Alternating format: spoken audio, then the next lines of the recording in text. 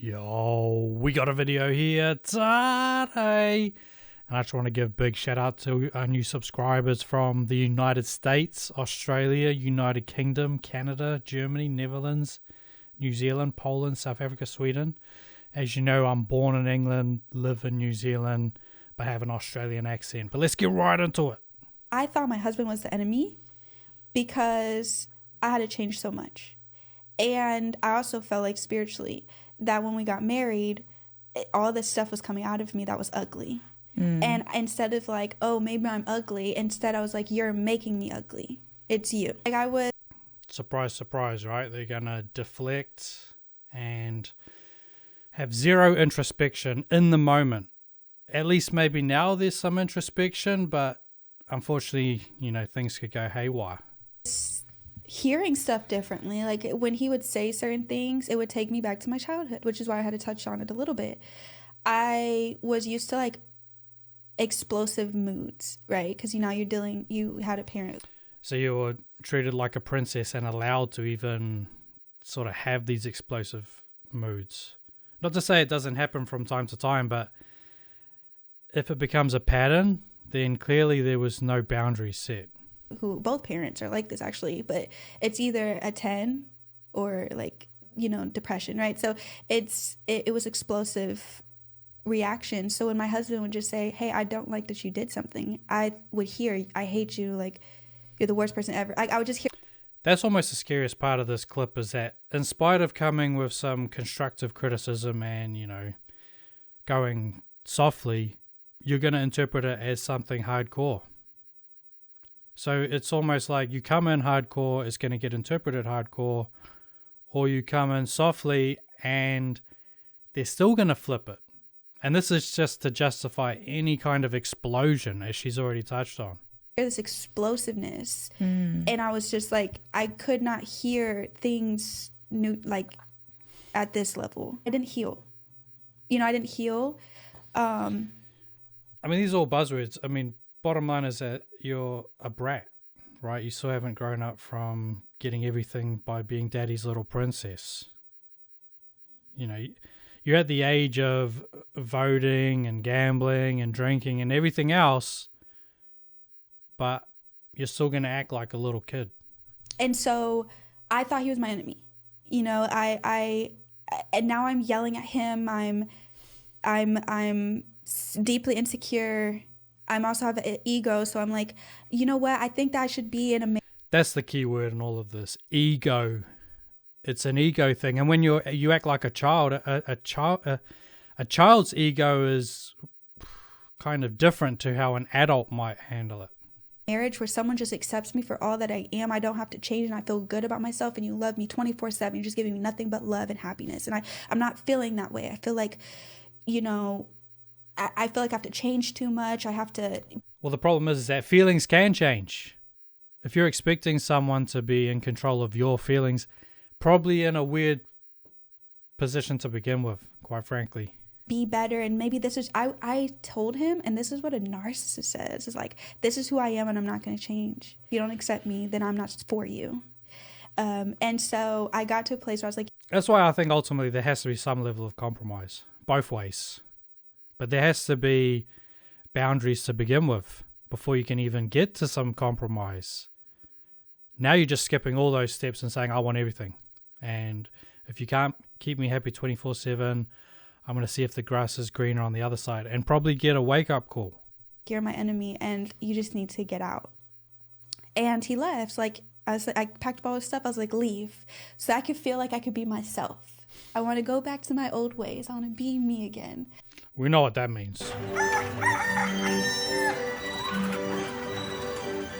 Back to the streets. Go back to the old ways. You know, how it used to be. And so he left. How did that go? He fought so hard and he was like, I'm fighting someone who doesn't want this marriage. So he just left. I thought. She didn't want to answer that question. How did it go? Probably not good. I mean, let's keep it real. And then they could be, you know, having old children and in some cases grandchildren, still don't get it. Still don't wake up. I know I've been single for a while, but I can't believe how You're single? excited. 7 years. What? 7 years. What about you? Yeah, well, variations of single, I guess. I don't know. No, I'm not even thinking about that right now. I'm just thinking about this Variations of single. I mean, what does that mean? Straight up. whole love affair I'm having right now with just life and myself and getting to know myself. Then I'd be a better partner anyway. That is, I mean, sometimes when I say I'm single for 7 years, I immediately go to like, well, do people think there's something wrong with me, or I'm not dateable, or, you know, what's... You just past your prime, frankly. I mean, there might be someone out there, but maybe you don't really care about that guy who's a bit older and doesn't want to have kids or a family, or just, I don't know, doesn't want some prime time. But no, I mean, by choice, obviously. That's why you brought it up with your guest. It was your question. Why is that? And I do notice that a lot of people do act weird when I say I've been single for 7 years, like as if it's a little taboo. And I feel exactly the way you do, which is, well, it's actually been by choice and really empowering. And I thought that one day when I choose to be in a relationship, I'm going to be very... One day? I mean, how many days are we talking here? 10 years from now when I choose. I mean, your options don't necessarily increase. And if they do increase to this wider range, you're not looking at that. You're not looking at granddad and you're saying, hey, let's party. So ultimately, your options are shrinking as time goes on, because the other options that come along, you're probably not bothered. Excited to show all I've learned about what it's like to be on my own and be a very whole person going into a relationship. Yes. And when you have young kids also, and So that's what guys want, apparently. Someone to trade notes on what it's like to cook for yourself, clean for yourself, shower for yourself, take poo-poos.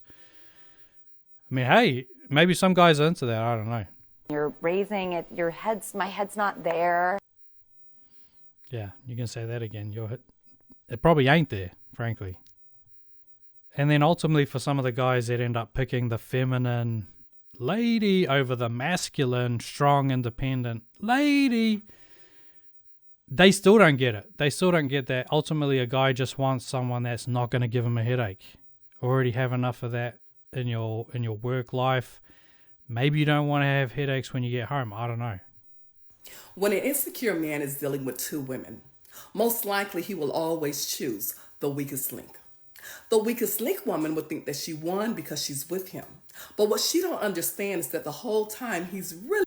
Well, technically, I guess if there's two of you going after the same guy and he picks the other one, well, she won in that endeavor. You might not see it as a win, but you're still going after him, even though you're saying he wants you, apparently. wishing that he was with the strong woman, but too scared to be with the strong woman because he's too weak. See, an insecure man knows that a strong woman... Well, then why are you going after someone that's too weak then? That's just the cope right there, is that you're too weak. But if you're in a position to have multiple ladies vying for your attention, you're probably doing something right, at least within those circles. But apparently you're scared of... I mean, that's just BS language, right? People aren't scared of it. They just don't want to put up with it. They, one-hitter quitter and see you later. It's going to make him level up and become the man that she needs him to be. An insecure woman will accept him as is, bad behavior and all, because she's weak with a very low self-esteem. She's wanting to, quote-unquote, build you up because she needs your resources. She can't do it, or else she would. So she's going to pick out someone and try to kind of nag him into an even higher earner. Try push him even more. And he knows that. See, an insecure man could never love a strong woman. He wouldn't know what to do with her. So instead, he settles down with the insecure, low self-esteem woman. Well, if he doesn't know what to do with you, then I guess he isn't even going down. He's finding what his match is. Doesn't want to deal with this, ignorant person. Maybe just wants to have someone to watch some crappy Netflix or whatever with. I don't know what people do. wishing the whole time he had the guts and the strength to really be with a strong woman. And this is why I tell my independent ladies, choose wisely. When you choose a strong, secure man, he will know exactly how to love and handle a strong, confident woman. That's the problematic wording there is the strong. You got to handle them. You've got to somehow wrangle them in. Why do guys want to have to wrangle in their lover? I think that's not the type. I mean, some people are into that. They're into a bit of wrangling, so to speak. But why? You want to handle. So that's something like you'd have to handle your children. But they want you to handle them. Their strong, independent selves. That just it's just an excuse to be an entitled brat, frankly. Remember, I told you. Good night. Yeah, we heard it all right. Guys don't want loud, obnoxious ladies. I mean, the sky's blue. But anyway, gents, we're going to leave it right there. As always, thoughts, comments, but low.